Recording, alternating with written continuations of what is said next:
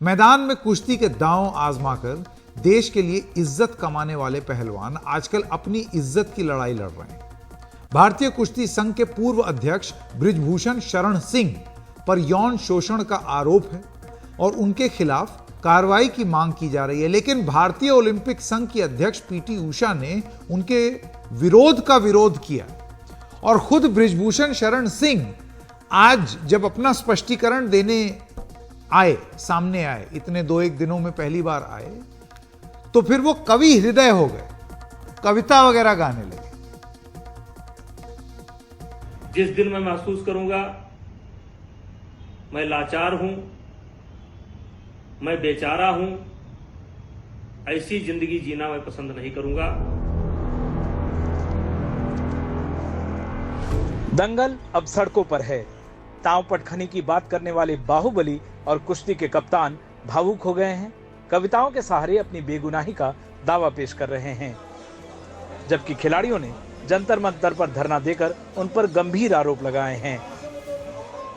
खिलाड़ियों को लेकर अच्छी खासी सहानुभूति भी है, लेकिन भारतीय ओलंपिक संघ के अध्यक्ष पीटी उषा ने खिलाड़ियों को आड़े हाथों लिया है। वो लोग पहले थोड़ा तो डिसिप्लिन तो होना चाहिए, है ना? तो they should come to us earlier if they have a real problem instead of coming to us they are gone straight away to street. No, it is not good for the sports, not only for the residents. मैं अपना पूरा दौरा रद्द करके हिमाचल प्रदेश का 12 घंटे बैठा हूँ। अब कंप्लेंट करने वाले कमेटी नहीं बनाते, लेकिन सरकार को बनानी थी, हमने बनाई। उन्होंने कहा नहीं, एक बंदा और ऐड कीजिए। उन्होंने बबीता फोगाट का नाम दिया, हमने उसको भी ऐड करने का काम किया। हमारे मन में कुछ नहीं, हम निष्पक्ष जांच चाहते थे, ओवरसाइट कमेटी उसके बीच में देखी, उन्होंने देखने का काम किया। भारत की इकलौती ओलंपिक पदक विजेता पहलवान साक्षी मलिक ने उल्टे अब तक जांच कर रही ओवरसाइट कमेटियों पर ही आरोप लगाए हैं। ये भी कहा है कि धरने से हटेंगे नहीं। ये बात सुन के बहुत दुख हुआ, क्योंकि एक महिला खिलाड़ी हो के वो महिला खिलाड़ियों की नहीं सुन रहे हैं। कान डिसिप्लिन कर दिया। हम तो शांति से यहाँ बैठे हैं और हम बैठते भी नहीं। अगर हमारी सुनवाई हो जाती तो 3 महीने वेट करने के बाद भी सुनवाई नहीं हुई, इसीलिए हमें ये मजबूरन करना पड़ रहा है। लेकिन लगातार धरने के बावजूद पहलवान अभी तक एफआईआर तक दर्ज कराने में नाकाम रहे हैं। फिर उनका ये भी कहना है कि सिर्फ एफआईआर से बात नहीं बनने वाली। सुप्रीम कोर्ट में बात गई है। अब आपका मतलब प्रोटेस्ट अगर ये है, क्योंकि आपको अखाड़े में भी जाना है, ये प्रोटेस्ट कैसे खत्म होगा? सर प्रोटेस्ट तो देखिए, अगर ये कंप्लेंट्स ले लेते हैं, एफआईआर कर लेते हैं, उसको अरेस्ट करके इंक्वायरी स्टार्ट कर देंगे तो प्रोटेस्ट खत्म हो जाएगा।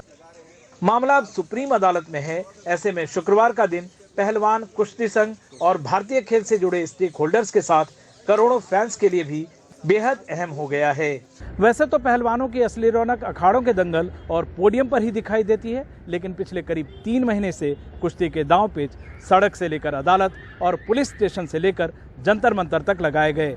ऐसे में खेलों का भला तो बिल्कुल नहीं हुआ और अब एक्सपर्ट्स को ये भी डर है कि कहीं सबका असर इसी साल होने वाले एशियाड और अगले साल होने वाले पेरिस ओलंपिक्स पर भी ना दिखाई दे। दिल्ली से रविश रंजन शुक्ला के साथ विमल मोहन, एनडीटीवी इंडिया। तो सरकार की बात, खिलाड़ियों की बात आपने ये सब सुन ली, लेकिन बृजभूषण शरण सिंह जिनके पर ये आरोप लग रहे हैं, वो गोंडा में बैठे बैठे कवि क्यों बन गए? आइए सुनते हैं। एक कविता मुझे इस समय याद आ रही है और कविता ये है, जिस दिन जीवन के हानि लाभ पर उतरूंगा, जिस दिन जीवन के हानि लाभ पर उतरूंगा, जिस दिन संघर्षों में जाली लग जाएगी, जिस दिन जीवन की लाचारी मुझ पर तरस दिखाएगी, जिस दिन जीवन की लाचारी मुझ पर तरस दिखाएगी, उस दिन जीवन से मृत्यु कहीं बढ़ जाएगी। मित्रों, जिस दिन मैं अपने जीवन की समीक्षा करूंगा, क्या खोया क्या पाया, और जिस दिन मैं महसूस करूंगा कि मेरे संघर्ष करने की क्षमता अब समाप्त हो गई है, जिस दिन मैं महसूस करूंगा मैं लाचार हूं, मैं बेचारा हूं। ऐसी जिंदगी जीना मैं पसंद नहीं करूंगा और चाहूंगा ऐसी जिंदगी जीने के पहले कि मृत्यु मेरे करीब आ जाए।